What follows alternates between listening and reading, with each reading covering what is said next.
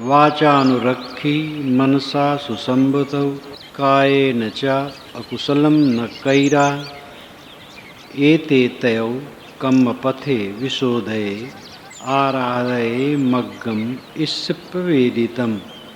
वाचानुरक्षी, वाचा का अनुरक्षण करे। वाचा वाणी, वाणी का अनुरक्षण करे। अनु कहते हैं पीछे को, रक्षण कहते हैं रक्षा को। बराबर रक्षा करे। अनुनाम पीछे पीछे बारंबार बारंबार। जैसे अनुगामी, गामी चलने वाला, अनु पीछे, पीछे चलने वाला अनुगामी।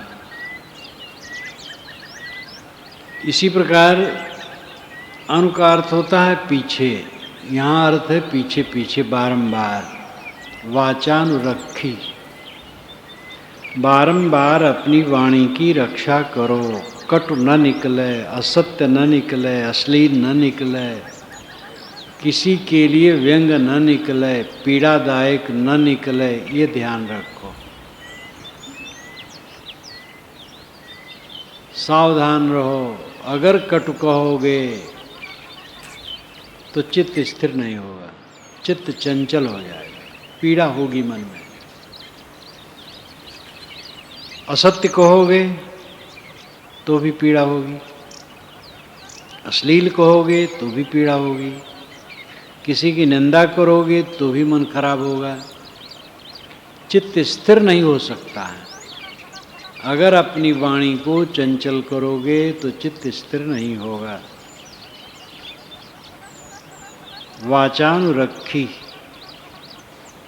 वाचा अनुरक्षी, बारंबार वाणी की रक्षा करो। सावधान रहो, सतत जागरूक रहो। थोड़ा सा भूले बस गिरे नरक में। थोड़ी असावधानी करोगे तुरंत पतन। मनसा सुसंभुतौ, मन को संयम में रखो। मन तो मूल है। मन के कुचिंतन से ही वाणी अव्यवस्थित होती है और कर्म अव्यवस्थित होते हैं। जिसका मन ठीक है उसका सब ठीक है। मनसा सुसंभुतौ कायेन च अकुशलम न कैरा, और शरीर से अकुशल कर्म न करो, अकल्याण का काम न करो। कुशल का मतलब है कल्याण।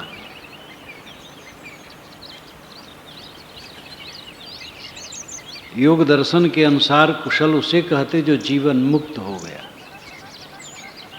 जिसके मन की पीड़ा मिट गई, वो कुशल है। कायेन च अकुशलम न कैरा, शरीर से अकुशल कर्म न करो। एते तयो कम्म पथे विशोधयो, विशोधये। एते इतने, तयो त्रयो, इन तीनों, कम्म पथे कर्म पथ का विशोधये विशोधन करके। कर्म के तीन पथ हैं, मन, वाणी और इंद्रियां। मन से सोचना एक कर्म है, वाणी से बोलना एक कर्म है, और इंद्रियों से कार्य करना एक कर्म है। मन, वाणी और इंद्रिय तीनों कर्म पथ हैं। इन तीनों को निरंतर शोधो, यही भजन है। और क्या करो? आराधये मग्गम इष्यपवेदितम्। आराधये, आराधना करो, उपासना करो, लगन लगाओ, चिंतन करो।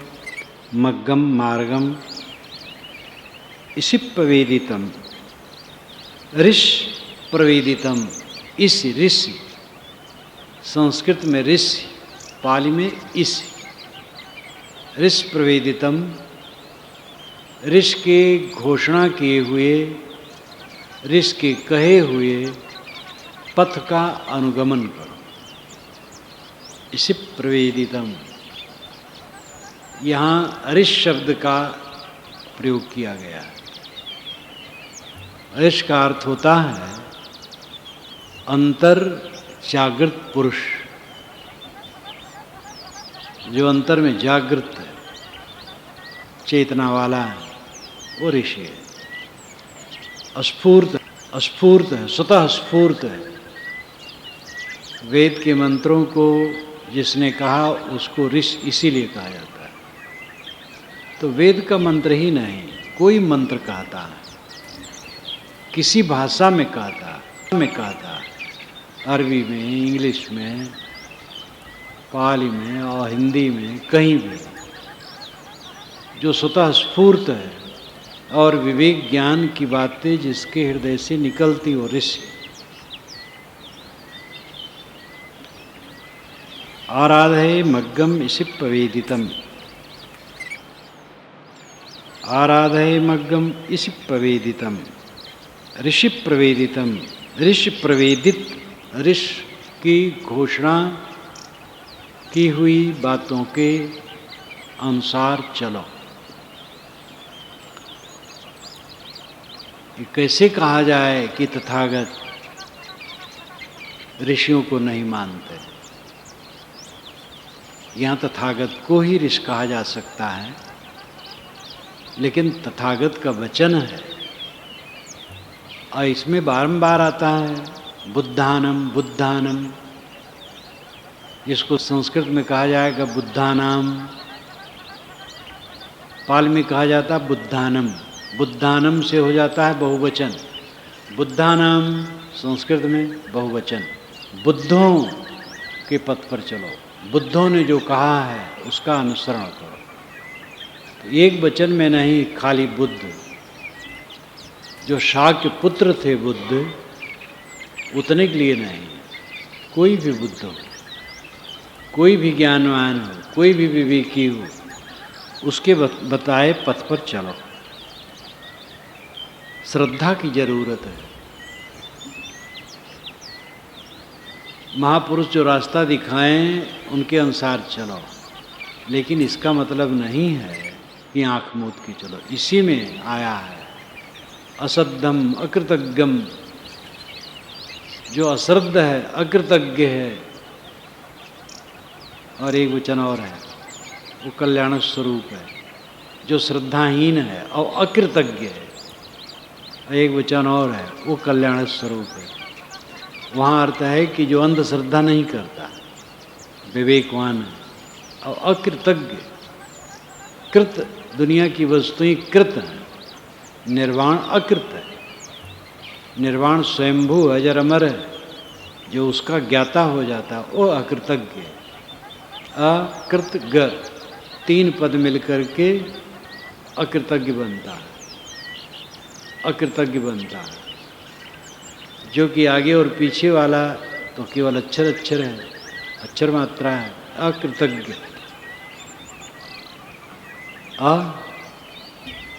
उपसर्ग है, कृत बना हुआ, ज्ञाता, जो बना हुआ न हो, अजर अमर हो, उस अजर अमर निर्वाण का ज्ञाता अकृतज्ञ। ज्ञाता उसमें डूबा हुआ, उस अगाध अमृत में निमज्जन करने वाला निरंतर अकृतज्ञ। निर्वाण में जो निरंतर डूबा है वो अकृतज्ञ, और वही अश्रद्धालु है, वो अंधश्रद्धा नहीं करता। अश्रद्ध के दो अर्थ है, अश्रद्ध यानी श्रद्धा रहित, अंधश्रद्धा रहित। दूसरा अर्थ है दुनिया की किसी वस्तु में उसको अस्पृहा नहीं रहा, इसलिए अश्रद्ध हो गया। कौन सी वस्तु की श्रद्धा की जाए? जो दृष्ट की श्रद्धा की जाए, जो दृष्ट और श्रुत है उसका हमारा नित्य संबंध नहीं है, किंतु दृष्टा और श्रोता का संबंध है। दृष्टा और श्रोता चेतन है, उसी से हमारा नित्य का संबंध है। तो वो अलग, मैं अलग थोड़े हूँ, कहने का तरीका है। अपने से संबंध है। आप जो जो देखते हो उससे आपका संबंध नहीं है। देखे हो गया, भागा, और देख देख के रीझो खींचो, बेवकूफ़ बने रहो, कुछ फायदा नहीं।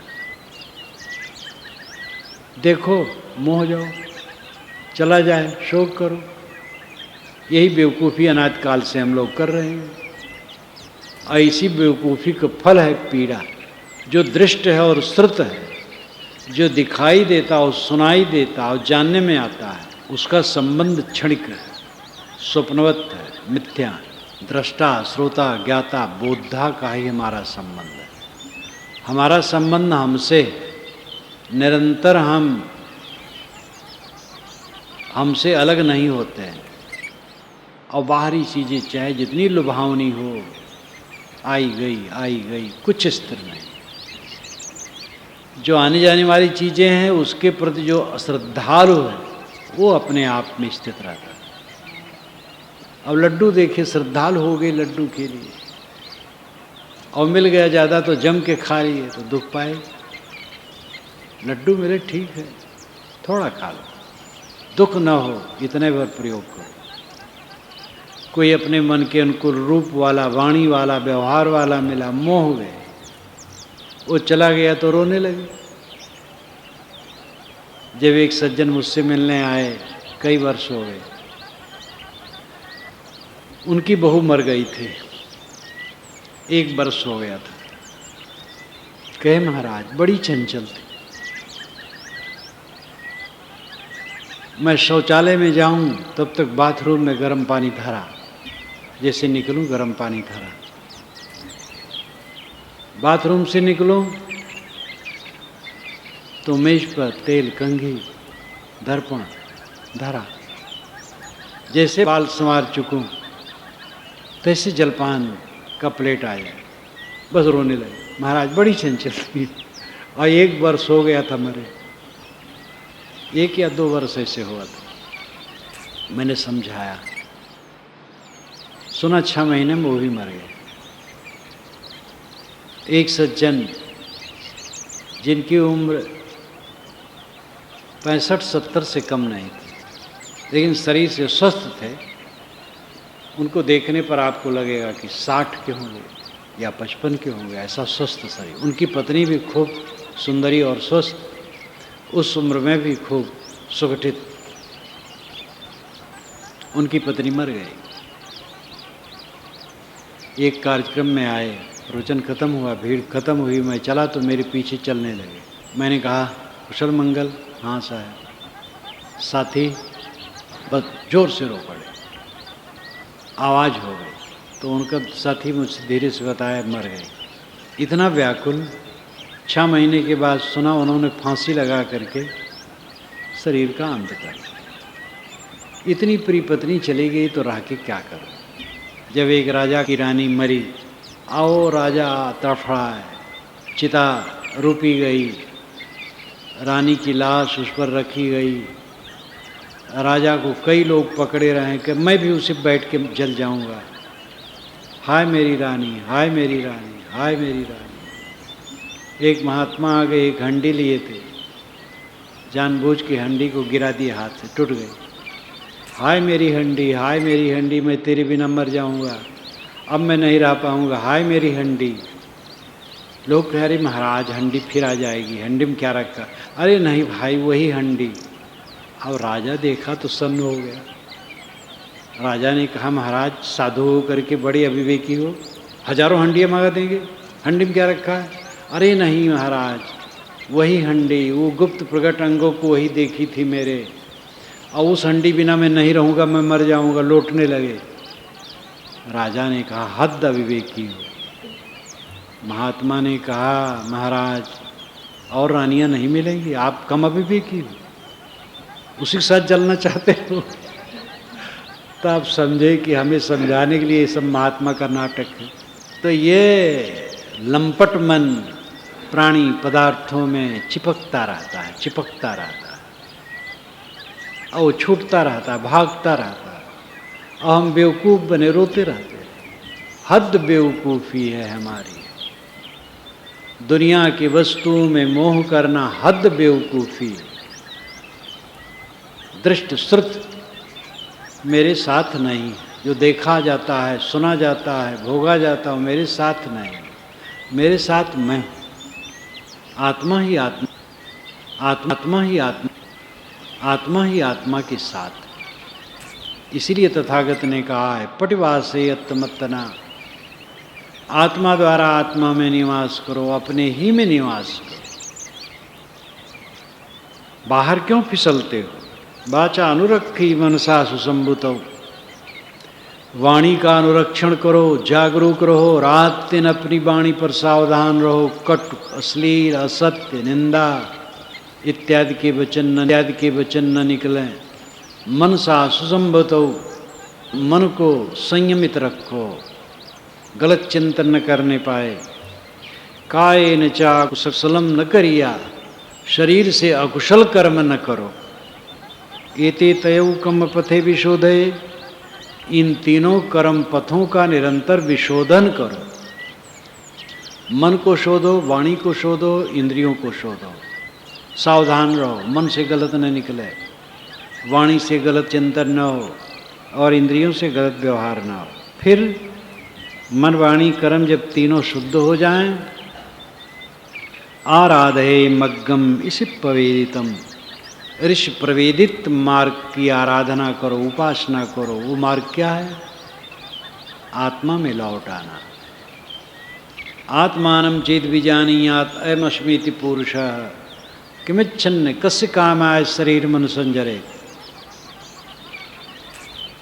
उपनिषद के ऋषि ने कहा आत्मानं चेद विजानीयात् अयमस्मीति पुरुषः, जिसने समझ लिया अपने को और यह पुरुष, ये आत्मा ही परम पुरुष है, ये समझ लिया।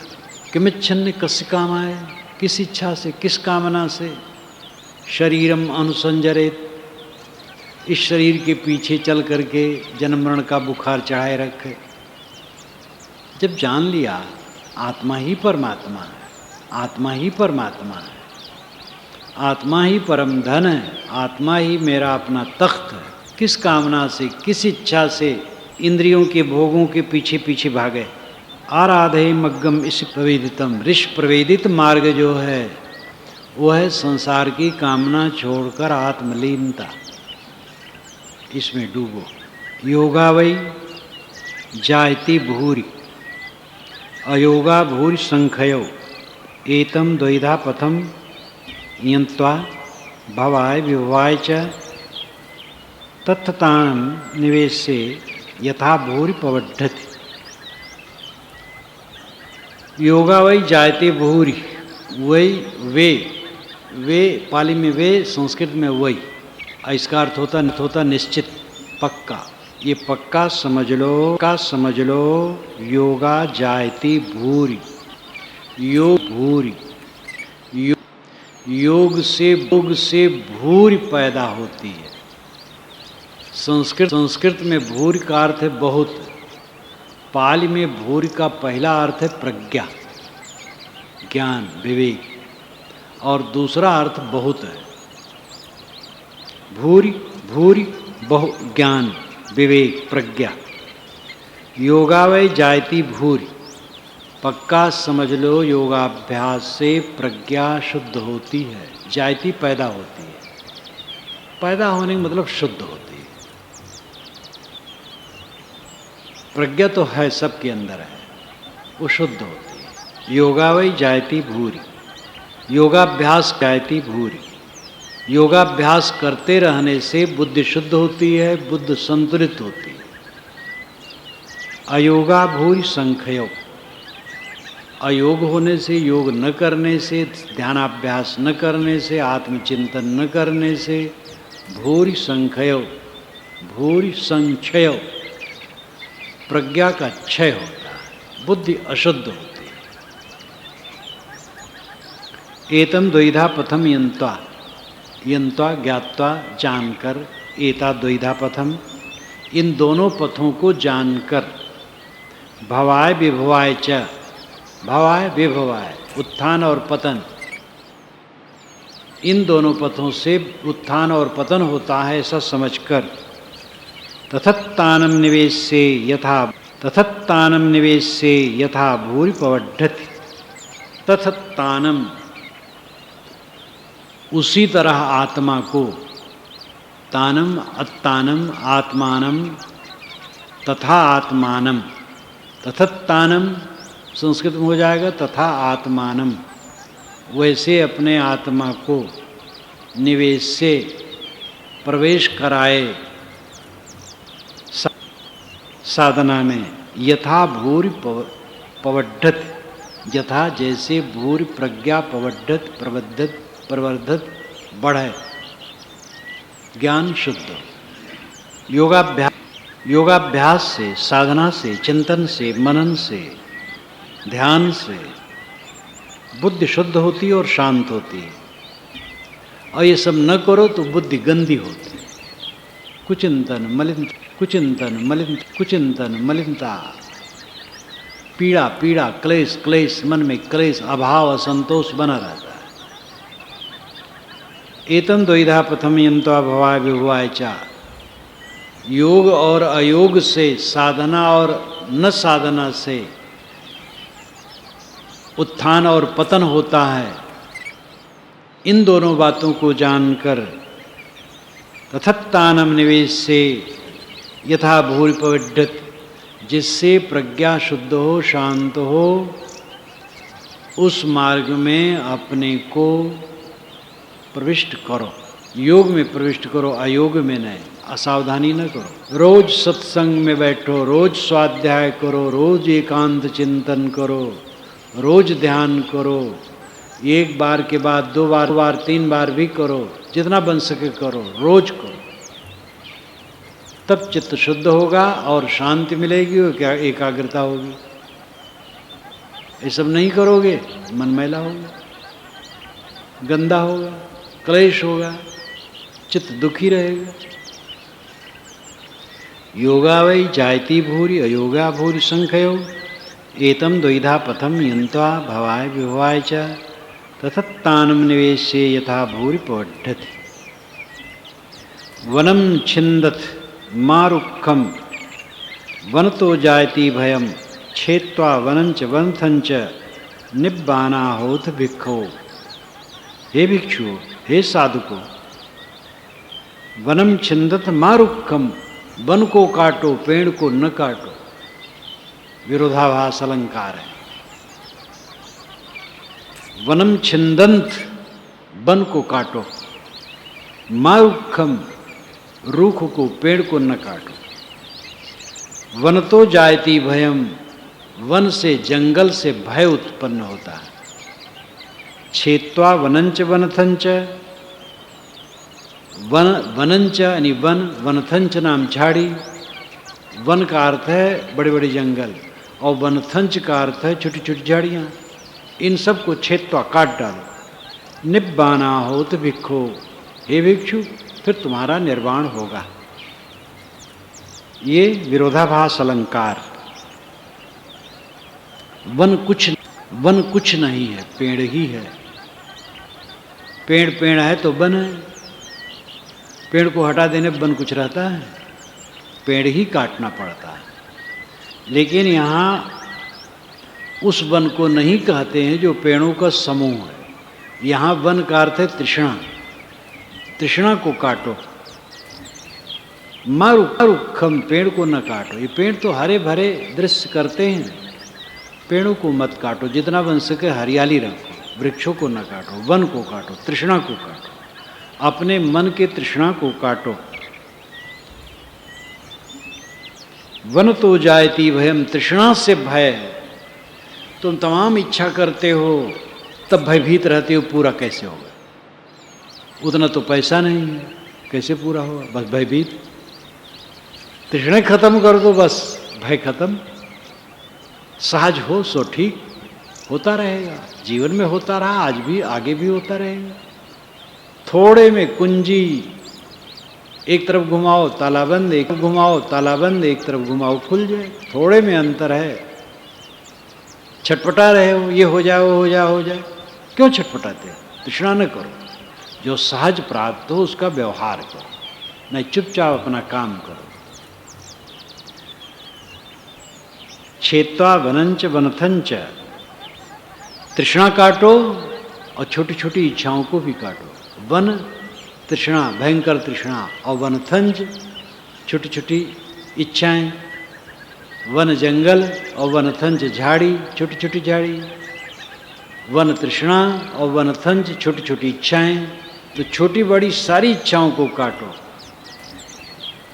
बड़ा बनने की इच्छा, गुरु बनने की इच्छा, महंत बनने की इच्छा, एमएलए एमपी मंत्री बनने की इच्छा, प्रधानमंत्री बनने की इच्छा, ये सब इच्छा काटो। तम्बाकू बीड़ी की भी इच्छा काटो, खाने पीने की भी इच्छा काटो, शरीर निर्वाह के लिए थोड़ा सा लो बस। तो वन और वनथंज दोनों को काटो, तब निब्बाना हो तो भिक्षु। तब भिक्षु निर्वाण प्राप्त करता है, तब साधक शांति प्राप्त करता है। शांति ही निर्वाण है, क्लेश रहित मन निर्वाण है। जिसके मन में क्लेश न होता हो, क्लेश क्यों होता है? तृष्णा से, मोह से, ममता से। वनम छिंदंत मारुखम वनतो जायति भयम छेत्वा वनंच वनथंच निब्बाना होत भिक्षवो। तृष्णा को काटो, तृष्णा से भय है। तृष्णा और छोटी इच्छाएं, बड़ी छोटी सारी इच्छाएं काट करके निर्वाण की प्राप्ति होती है। यावम ही वनथो न छिज्यति न छिज्यति अनुमत्तोपि नरस्य नारीषु पटिबद्धमनौ तावसो वच्छो क्षीरपकवो मातरि। यावम ही वनथो न छिज्यति, जब तक तुम वन को न काटोगे। यावम ही वनथो न छिज्यति, ही निश्चय समझ लो। यावम वनथो न छिज्यति, जब तक तुम तृष्णा को न काटोगे, जब तक इच्छाओं को समाप्त न करोगे। अनुमत्तोपि नरस्य नारीष, इस पुरुष के मन में स्त्री के लिए जब तक अणुमात्र भी आसक्ति रहेगी, और यही बात समझ लो, इस नारी के मन में पुरुष के प्रति अणुमात्र भी आसक्ति रहेगी। पटिबद्ध मनौ व तावसो, तब तक उसका मन, नारी का मन नर में और नर का मन नारी में बधा रहेगा। कैसे बधा रहेगा? बच्छो खीर पकौ व मातरी, वच्छो बछड़ा, खीर पकौ खीरप, क्षीरप क्षीर पीने वाला, दूध पीने वाला बछड़ा, व यू समान मातरी माता गाय। जैसे दूध पीने वाला बछड़ा माता से बधा रहता है, माता के मोह को छोड़ नहीं सकता है। जब तक वो दूध पीता है, माता के दूध पीता है, माता के मोह में बधा रहता है। और जैसे घास चरने लगा, माता से निष्पिक। सारा संसार तो गर्जी है। हम यहाँ क्यों इकट्ठे हुए हैं? गर्जी हैं, कल्याण के गर्जी। और यही गर्ज जब उलट जाती तो भाग जाते कुछ लोग यहाँ से। जब उनको समझ में नहीं आता है कल्याण, मन उनका चंचल है, तो सोचते वही ठीक रहा। तो वहाँ सुख निश्चय हो तो वहाँ के लिए भाग जाते हैं। अब वहाँ जाकर के सुख नहीं पाते हैं तो रोते हैं। तो न इधर के हुए, न उधर के हुए, न खुदा ही मिले, न विशाले सनम। ये जीव किसी का नहीं है, सुख चाहता है। जहाँ सुख निश्चय होता वहाँ भाग जाता है। अब सुख समझने में फर्क है, और इतने में भवसागर है, और इतने में भवसागर है, और भवसागर से मोक्ष। जहाँ कहीं विषय में सुख समझा, भवसागर में बहा, और विषयों से निवृत्त अंतर्मुख होने में सुख समझा, तो कल्याण के पथ में लग गए। मैथुन भोग विषय, गुरुआई की इच्छा विषय, हम गुरु बाबा रहें, पूजे जाएं, ये विषय। मैथुन की आसक्ति जैसे नचाने वाली है, पुजाई की आसक्ति वैसे नचाने वाली है। अब पुजाई तो बड़ा पवित्र है, तो पूजता है उसके लिए पवित्र है। जो पुजाता है उसके लिए पवित्र नहीं है। पुजावे हुआ जो पुजाने की वासना से मुक्त हो गया, वो पुजाता क्या है? लोग पूछते हैं। इच्छा सेवा लेन की दीजे दिल से त्याग, तब सुख लहे विराग का मोह नींद से जाग। तो विषय की इच्छा है, कोई विषय स्थूल सूक्ष्म माया तजे क्या भया, जो मान तजा नहीं जाए। जय माने मुनिवर ठगे, सो मान सबन को खाए। तो इच्छा का त्याग करो। यावम ही बनथो न छिज्जति, जब तक तुम तृष्णा का त्याग न करोगे। अनुमत्तोपि नरस्य नारिष, इस पुरुष के मन में स्त्री के लिए या स्त्री के मन में पुरुष के लिए अणुमात्र भी आसक्ति रहेगी, तब तक वो भटकता रहे। कल्याणार्थी पुरुष है तो स्त्री की आसक्ति मिटनी चाहिए, कल्याणार्थी स्त्री है तो पुरुष की आसक्ति मिटनी चाहिए, और अपने अपने देह की आसक्ति मिटनी चाहिए। ये अपनी देह, यही राक्षस है और यही कल्याणकारी कामदमणि, गंदगी की टोकरी है और पारस मणि, दोनों बातें। यहीं से कल्याण होगा और यहीं से नरक होगा। इन्हीं मन इंद्रियों को संयत कर लो, कल्याण है। इन्हीं मन इंद्रियों को लंपट कर दो, नरक है। जैसे बछड़ा दूध पीने वाला अपनी माता से बंधा रहता है, वैसे जहाँ जहाँ हमारी आसक्ति होती वहाँ वहाँ हम बंधे रहते हैं। आसक्ति मिट जाए, बस बंधन खत्म।